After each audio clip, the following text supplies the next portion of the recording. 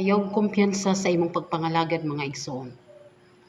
Sa atong panahon karon, di na kinahanglan magtinapulan, dili na kinahanglan magtulog-tulog mga igsoon, bakod pag-ampo mga igsoon.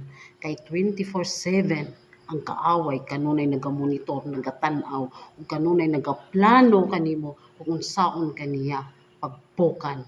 Mo na mga igsoon, ayaw honong mo na ang Ginoo nanambag kanunay ang pulong kanato, nagpahinumdom kanunay nga ayaw undang sa pag-ampo kung kay delikado ang atong mga kinabuhi kay nangita lang kahigayunan ang kaaway kung kanus at mabakante mga igsoon. Muna sa imong pagkakristohanon ayaw bakantehi.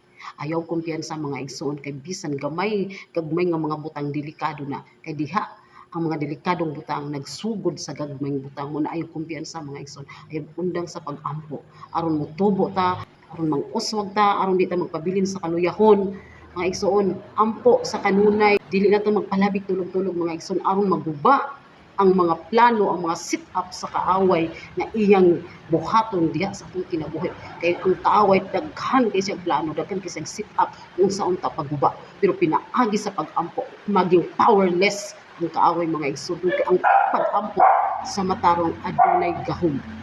Ang pag-ampo sa mga gimatarong sa Ginoo adunay dakong gahom. Mupupot gayon, mununot gayon ang gahom sa Dios diha sa gimatarong sa Ginoo. Mao na kita nga mga Kristohano. Ampo igsuon, ayaw kumpiyansa. God bless.